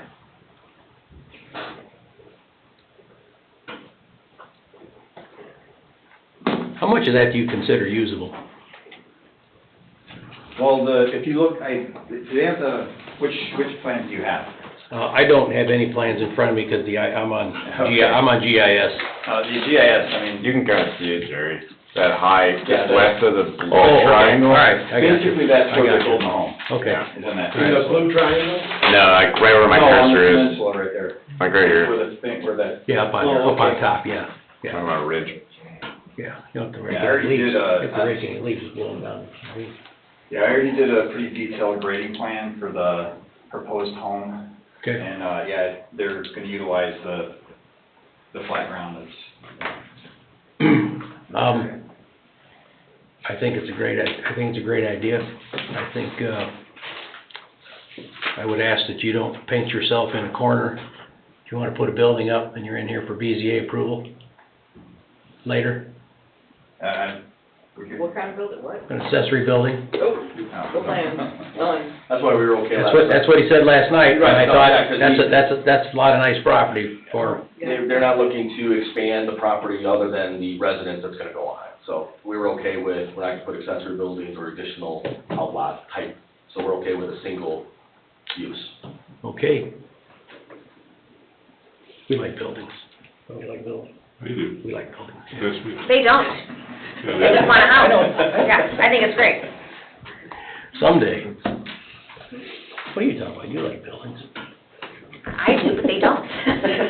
I have nothing else. Well, Mr. President. I listened in last night and, also saw you all. I didn't see, there's no problems I heard last night, and I don't really see any problem here now. Actually, all you want is to make this a one-lot subdivision and then go see Ashland and get a permit to build, right? Correct. Okay. Yeah, we'll get it in the plat and we'll coordinate with Stuart if you got any comments on it, but, no, I think we're good with it. Where did Chuck go? Hard? Chuck leave? He didn't let me know. Oh. His stuff is still here, but. Cause I wanted to ask him a question about this, and he's not here right now. Dave, you got anything? No, this is a perfect example. Last night was symbolic of what the approval was that they need. It's good. Let's wait for Chuck for a minute. Do we have to wait for Chuck or? Well, I'm concerned about if this is in a vicinity where we were having trouble with a neighbor. That is, I'm on the GIS, that was, back around the low curve on Vermillion. That's over here. Just up to the south, where it says McDaniel Addition, yeah. Yep. Yeah, that's where that was, Bob. Actually, it was the first house up that, Talladega Now, subdivision. that used to be a road that we called our road, and then we were Right. told it wasn't, and then the road moved to the west. Yeah, But I we know. never did anything to He put the moved. road in. Yeah, yeah. Okay. He moved. We included in the subdivision, we are dedicating that right of way that is currently, they own out to the center of the road. Yep. So it'd be a dedication of. Oh, it's all gonna be cleaned up on paper down, right? Yep. Okay, Right, yeah. and then That's also, cool. there's 40 feet of relief down and up between us and that person you're talking about. Yeah, it's two large lots to the west. A lot, yeah. She lives on the corner of Fairbanks. All right, well, do we have anything else? I Looks good don't to me. have anything. No, I like it. All right, well, Thank you very much. Yep. thank you. Thank you. Good luck.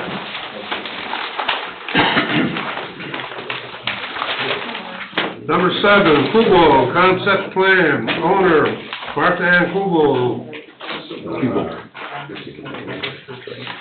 Trust, DG, I don't know what that means, 13192, 13305 Moore Street, Cedar Lake, Indiana. Petitioner Brian Kubo, 13305 Moore Street, Cedar Lake, Indiana, vicinity of 13135 Moore Street, Cedar Lake, Indiana. Petitioner is requesting a concept plan for a one-lot subdivision with one outlot. Stuart Allen, Turinga Surveying. I'm here to represent Brian Cabal. He wasn't able to make it today. So basically what we have is an existing building. Everybody knows where it is. It's can't miss it when you drive down the road there. He had built a parking lot south of it, and he asked me if, you know, how we could make that particular building compatible with the zoning ordinance. So I created a parcel of land. Within that, those two parcels, the north lot would have sufficient parking for 8 seats. He's thinking maybe a coffee shop or carry-out pizza place or something like that for that building. And so I told him that's all he would be able to have with the number of parking spaces he has on the north parking lot. So that left the south parking lot that exists basically as an outlot, because it's not big enough to put a building on, and so it's just basically overflow parking for that area, which is a problem in that area. You know, parking is a It covered Blue Fox and Vito's Italian Ice and Sammy's and the real estate. Or if they needed more parking, that's why he put it in there. That's And the upper, northern portion, we used to run our food pantry out of there for a while until we got our new building across the street here. So he wants to be able to sell that off in the parking lot. He's talking to me about it. So that's what's basically happening. So sell off the north Right. The blacktop and the small building. Right. And then the parking lot to the south, that's not improved though, that's just, No, it's there. is that gravel? No, it's asphalt. It's asphalt. Yeah, it Okay. had them asphalted and everything. Okay, all right. Parking spaces are painted and everything. So that dividing line, the northern portion is the building he's trying to sell, and the southern portion will continue to be used for his parking. That picture does not show the parking lot to the south, how it exists now.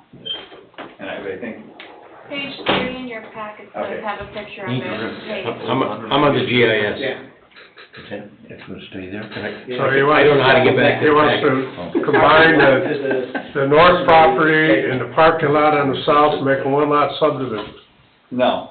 You want, okay, so the existing, you can see, can you scroll down a little bit on the GIS? Mhm. So that existing parking lot that is connected to the building, okay, he wants to cut off, basically the south line of lot 19 would be lot 1 to the north. And then lot 20, 21, and 22, there's an existing parking lot there now that he built after that concept was done. Yeah, it's about right there. And that parking lot is an outlot because it's not large enough to have a building on or anything like that. So that existing parking lot would be overflow parking for all those different businesses that he talked about. And possibly even this one, but the parking that exists right now on that piece, which is 15, 16, 17, and 18, and part of 19, is sufficient for what he's intending on putting in that building. After the food pantry moved out of there, and then they got a wood, working thing, and then a sewing place went in there, and then he decided it's in the Cubal Trust Fund. What is gonna be the one-lot subdivision? It's a one-lot subdivision with an outlot. The one lot is The building the building and the parking lot to the south. and then the parking lot to further south. And the parking lot further south is the outlot. It's actually 2 lots, All right. but there's only one lot that complies with the zoning ordinance. Is this just a paperwork cleanup? I guess I'm missing. I'm confused. I have a question. That's nothing new, though. Mr. Option, can you help me out here a little bit? It seems to me, I think what I heard Stuart say is the outlot exists so that it can be platted and identified legally. Okay, And it is an appendage, if you will, to the one-lot subdivision that is proposed, okay. which is a lot of record, which also conforms to our ordinance. So it's just a paperwork cleanup. It is, really. It's already all there, It's all there and it's been there for 100 years. so we're just cleaning up paperwork. Kinda so you can sell the building. Yes, that's his intent, Or to lease sell the it. building with the parking Yeah, lot. no, he's got a for sale sign for it. The outlet might be a leasable or tenantable parcel. He uses that for parking of the shopping center. Can you? I mean, theoretically, that possibly that could be, but I think he's more interested in having parking for all of that building he owns to the west. They'd be separate parcels.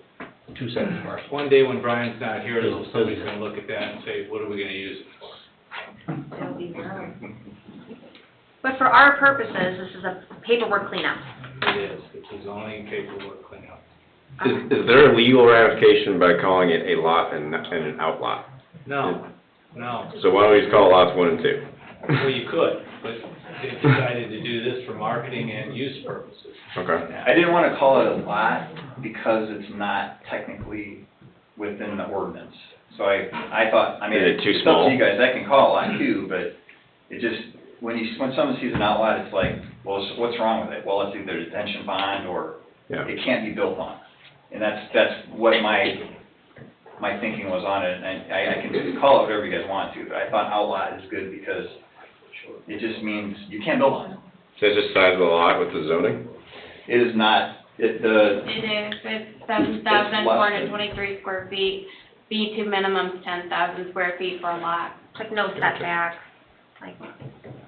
Sure, would you put Paperwork something on the cleanup. plat that Why is would, there? reflect that no structures to be improved, or no improvements to be, included? Absolutely. That'll keep it Yeah. the way it is. So that's being used as an overflow parking lot. Correct. For the western uses. So,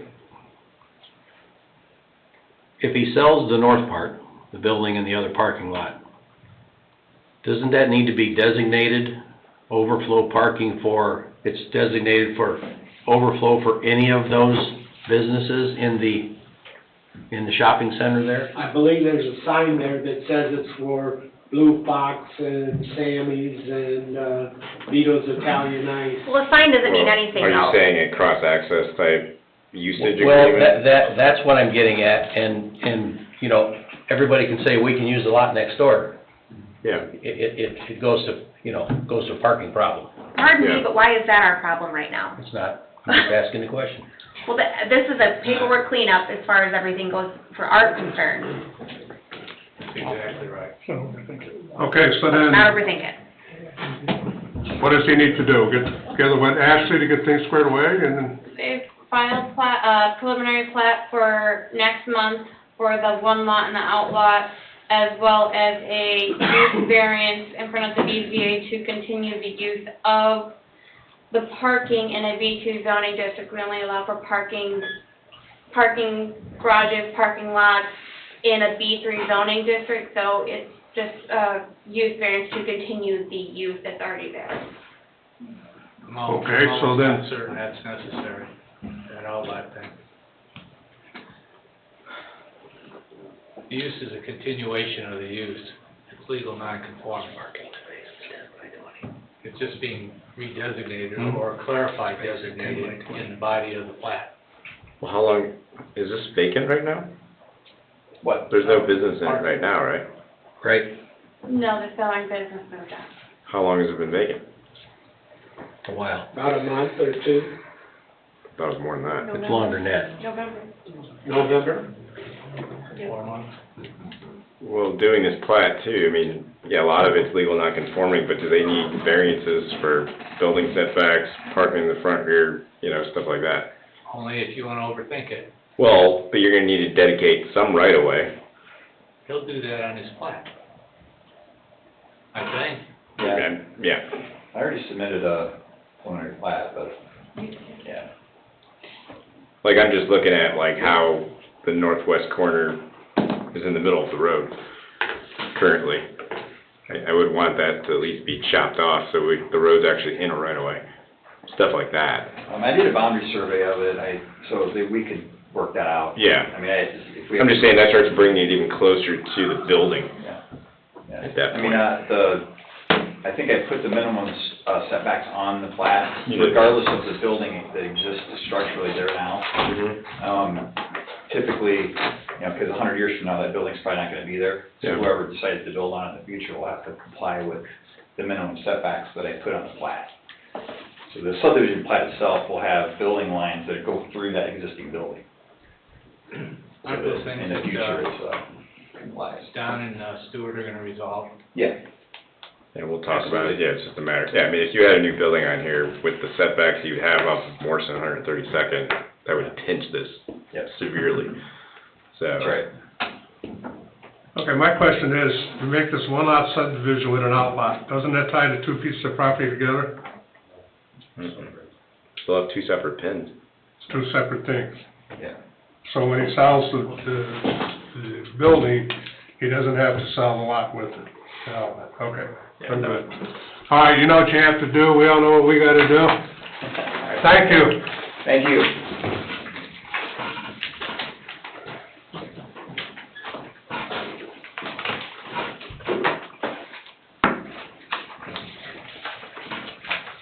Okay. Number 8, Moody Dental Concept Plan. Owner Moody Dental, 11 US 30, Sherville, Indiana, 46375. Petitioner Van Ryn Architects, 2027 US Highway 41, Sherville, Indiana. Vicinity of 13815 Wicker Avenue, Cedar Lake. Petitioner is requesting a concept plan for a site plan for a new dental office building. Hi. How you doing? Brian Van Ryn, with Van Ryn Architects. Do you need anything else kinda explain to me where this is located. I know Moody used to be right down here next to the clinic. Right, yeah, so he's. And then they moved to Cherville, and now you're gonna come back here to Cedar Lake. Yep, we're in Cherville now, and he's gonna come open up a second office in Cedar Lake, or really a third office. We're building one in Demont right now. Real quick, Brian, can I get your address for the record, please? Yeah, 175 Coneflower Drive, Dyer, Indiana, 46311. Thank you, sir. And where is this thing located at on 41? It's right in the new, business development, Lakeview Business Park. Okay, next, Lot 16. Yeah, lot 16, the farthest lot to the south. And that's on 41? Correct. Yep. Yeah, because he said he's gonna build 3 commercial there on 41, and the rest would be light industrial to the back. Yeah, 3 commercial would be lots 1, 2, and 3, but 16 is the one on the south side of 138. So there's one lot right next to the neighborhood property. That's where the dental office is proposed to go. So that's location. Couple of things on the site plan. We're going to make a change on this, probably for the better. We're gonna flip-flop the parking lot mainly to the north and east versus having it on 41. So the building will scoot over to the west to the 75-foot building setback line. So that's one change that we will have on the file. But this is conceptual workshop, so I just kind of want to make you aware. Conceptually, it's going to have the same amount of parking spots as we're showing. We may add a few more, but roughly 58 plus 388. The building also is going to grow slightly, so it'll be 9,000 square feet instead of 8,100 square feet. Couple elements that we did want to talk about is the monument sign location, to get kind of your feedback on that, and also feedback, we're going to apply for signage locations on the buildings walls, which are shown on the elevation. John, were there any sign discussions with this property when it was developed? No, I think in the PUD, he was gonna do a master sign. Yeah. I didn't know if it was on the south side of the entrance or the north. That's what I remember. Within the PUD, originally it was gonna be on the north side of 41 for the big monument sign. When we did the PUD amendment early last year, it moved it to lot 16 with the location to be approved and determined by you. But that's one monument sign for the whole. That was that big monument sign. Within that PUD document as well, there were also some additional smaller monument signs, and then there was some signage for the building. I'm not recalling that right off the top of my head, so I'll have to relook at that PUD. Yeah, 'cause we did submit a Moody Dental monument sign back when Ashley was talking about that, and building signage to the planning department beforehand, when he went back in for that PUD revision. So there's one giant master sign? One giant master sign, but I think each lot can have some signage. Yeah. We just don't know what that is. Yeah, so we'd have to confirm that. Yeah, we just have to confirm it. I think it may be pretty typical of what the zoning, the underlying zoning. I think so. I don't think it changed much. So his typical signs for the monument will have a digital readout, says Moody Dental, but then he has a So it'd be an electronic message sign? messaging system, basically very generic, nothing crazy. And then he's got lighted signs on the building itself, just that light up Moody Dental. The building itself will have ground lighting, kind of making it architecturally nice. Very good. And then parking lot lighting, so. Very good. The only thing we had, I think you're gonna solve it with your flip-flop of your land plan, is there's an off-site kind of waterway in your frontage right there. You can see it on the GIS up here. Yeah. so That'll have to be maintained or enclosed with pipe or, we'll probably be able to maintain it, because Okay. we're pulled back, that's close to the 75, so we'll have to check it. Yeah. See where we're at. that's the only thing that we saw off that. So, I got the documents pulled up real quick. Lots 1, 2, or lot 16 will end up having the big monument sign, as well as lot 1, 2, 3, and 15 can each have their own smaller monument sign with an electric LED thing on it. And then there's requirements for the signage for lots 1, 2, and 3 on what can face 41 and what's on the rear of it. So that is built into the PUD. Very good. That's all I have really to offer you, just kind of a sneak peek at what the building will look like and site kind of layout. So the main entry will be facing north. And this is the last lot, correct, to the south? Yeah. Of that, yeah. I mean, I love that you flip-flopped the parking, obviously. Yeah, it'll be nicer. And I like that this is the use for that last lot there, not knowing necessarily what's gonna go to the south of it. Right. I like it, Yeah, it's professional use. yeah. Good use for that. I have to ask, what is that oval thing that says grass around it? You know, that's really nothing. Okay. We've got to do landscape plan yet. All right. UFO. Well, I'm thinking, I hope he doesn't need a retention pond there. No, we got plenty of retention. That's what I hear. That's what I hear. Any other discussion? As far as, Great use. yeah, I guess as far as, I'll just dive into it real quick. Makeup of the building will be brick, some decorative ephes up top. If you're familiar with the Sherville one off Route 30, it's gonna look very similar to that. Colors may change a little bit. But, so mainly masonry and some ephes up top, and then exposed steel and metal roofs. Great addition over there. Thanks. Okay, no other questions? Okay. All righty.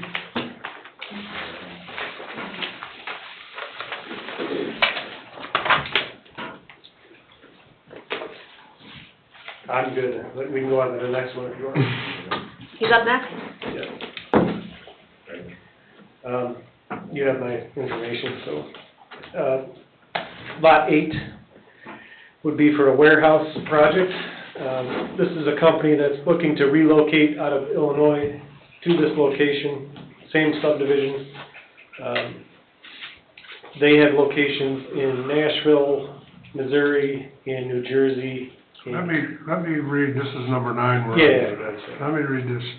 Van Ryan Architects Concept Plan, owner CLBD South LLC, 13729 Wicker Avenue, Cedar Lake. Petitioner Van Ryan Architects, 2027 US Highway 41, Sherrville, Indiana.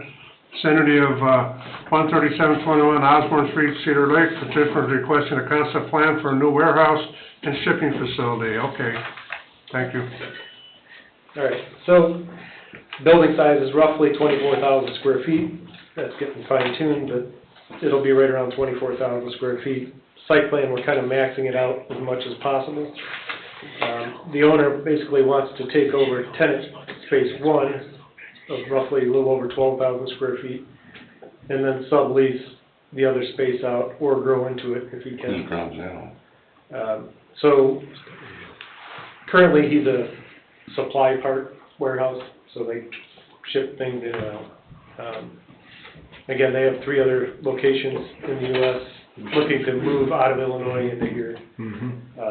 But their requirement is they want to be that size because they can potentially grow to 24,000 with some of their other locations, but they want to grow into it a little more here.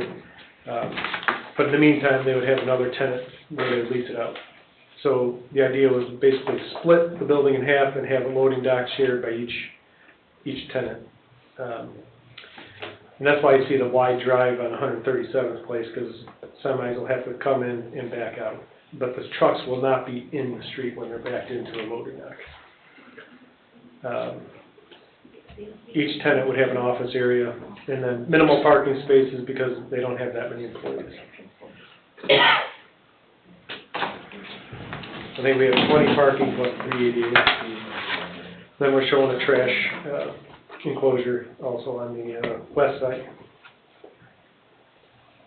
And part of that loading dock would be half covered with roof. So I think some of the renderings may show that.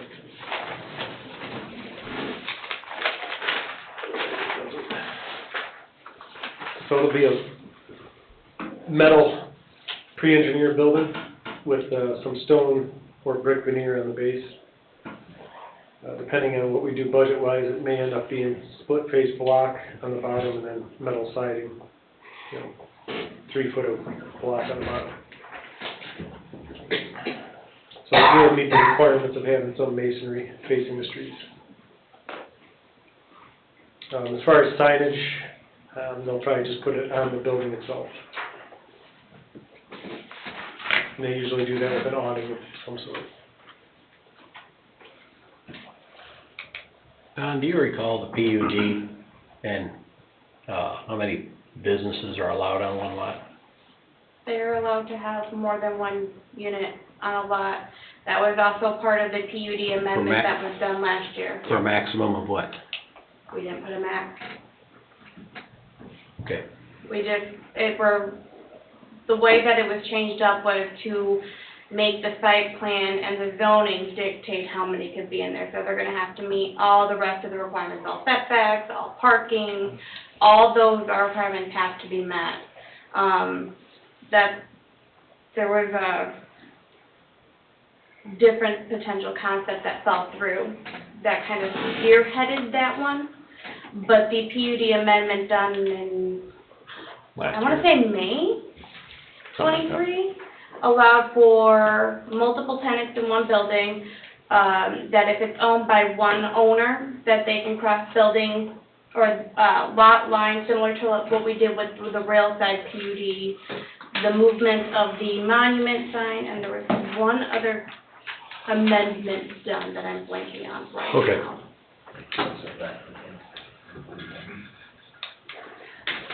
Maybe.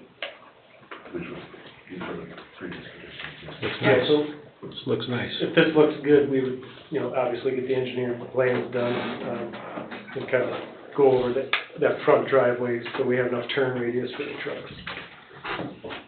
We probably don't need as much as I have shown, but it's not a bad thing. And then we got a side entry off Osborne. Any other discussion? No, sir. Good so far.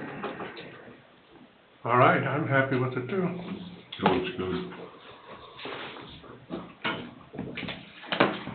Okay. Thank you. Thank you, guys. Thanks.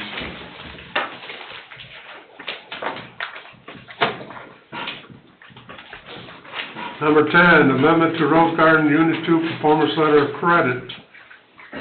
So they, BML reached out, they have amended the letter of credit to officially remove People's Bank as the advising bank and to add the drawing location should we need to draw on Rose Garden Estate Unit 2. So that is what the request is. When we extended their letter of credit, we did approve the bank change. Now they're just requesting an amendment be done to officially remove the advising bank and input where we can draw from should we need to. So paperwork. Going from people to BMO? Correct. We already approved that part. We already approved that part. This one's just amending it, making it 100% in that letter of credit in that way. Should we need to pull on it, we know exactly which bank we can go to pull on. Don, we've still got a lot of outstanding items on Rose Garden, right? Yep. Yes, they're not asking any reduction. It's still the same amount that it Same was. Does BMO know they're the new bank? I guess. Okay. Yeah, BMO owns The Bank letter of is Hawaii. drawn on BMO paper. Okay, any other questions on it? No. Discussion? So we'll just be approving, making this legal, correct? Correct. Okay, update items. Cedar Lake Storage, Phase 2 update. So as the plan and, as when they requested the use of the gravel portion, part of their approvals at both the plan and BZA was 3 months before their expiration was set, that it was to start appearing as an update item for both boards, so that both boards is made aware of that they've been following through with what their approvals are, and that we're keeping tabs on it, that it's not gonna fall off and we're gonna be stuck with the gravel. So this is why it's starting to appear. They have consistently, the 15th of the month, sent me their pictures to show me how many units are on there. Thus far, they have been under the maximum allowable set by both the plan and BZA. Okay. And they're thinking about paving. They haven't said that one yet, but I did let them know that the 3-month time period is coming up, making sure that they're getting on paving schedules and that their expiration is June 15th. Okay, number 2, Beacon Point, West Unit 5, performance letter of credit expires May 19th, 2024. Nothing on that one. They still need to do the final coat of asphalt, so anticipation is they'll likely extend for 6 months, would be the guess. Okay. We still got a little time in that too, though. Yep. Number 3, Hanover Community School Corp., performance letter of credit expires May 24th, 2024. I need to touch base with the school. They did meet with the town council. The building department has their directives and find out if we are extending this for an additional year or what their intention is for the letter of credit. My understanding Sharenga is doing the as-built for it now. I think they said we'd have it probably 2 to 3 weeks. So depending on that, and then Public Works field investigation for the water, it's gonna dictate probably a reduction or a rollover. Okay. We won't know that until we get that You'll information. find out their intentions, maybe next meeting have an update on that? I will try and find out by next meeting to have an update on that. Thank you. Okay. Number 4, Perez, performance letter of credit expires June 14th, 2024. So, Mr. Perez has actually put the property up for sale. And I've had a conversation with somebody who is representing a potential buyer, so my question is, I don't know what's going to happen with this letter of credit. I don't know if they intend on putting in the curb, like was part of their approved, if they're going to extend, or how that one's going to happen on that one. So if the sale transfers, then we keep and use, what is the letter of credit for? The curb and gutter, I know, how much? Not much. $4,400? small. I For mean, that whole corner? it doesn't carry with the lot, I don't think. And it's up to Mr. Perez to keep the letter of credit current. He's still responsible. Yeah, if he lets it, potentially lapse, then we'll pull on it. I don't want to do something that small, but I will be calling Mr. Perez to find out what their intentions are for the letter of credit, and if they're just gonna get the curb and gutter installed so that this letter can rotate. The lot, that was one lot, was split into 2 lots. Correct. Mr. Perez chose to stay to the east. Is Each the west lot sold? Yeah. yes. So Yes, it's all lot done, 2, okay. lot 2 sold, lot 1 is for sale currently. Okay. What's the drop dead date we need a decision to pull on this? Probably late June May. 13th, June 13th. I mean, this is a small amount, it's easy, if we need to do it. So you got a little time, he has a little time. I mean, that's the other thing too, if you go to performance, you gotta go to maintenance. The hope is actually you'll contact him in the next couple of weeks and have an update. Hopefully puts it in. in 2 weeks for us. Yep, from that is him. my hope and anticipation, is to be able to get a hold of him and find out what the intent is. Great. Okay. Public comment. Second call, public comment. Third call. Nobody online? Nobody online? Public comment is closed. Commissioners have anything? Yes, sir. Okay, the next meeting is the Plan Commission Public Meeting, March 20th, 2024 at 7 p.m. Go home, everybody.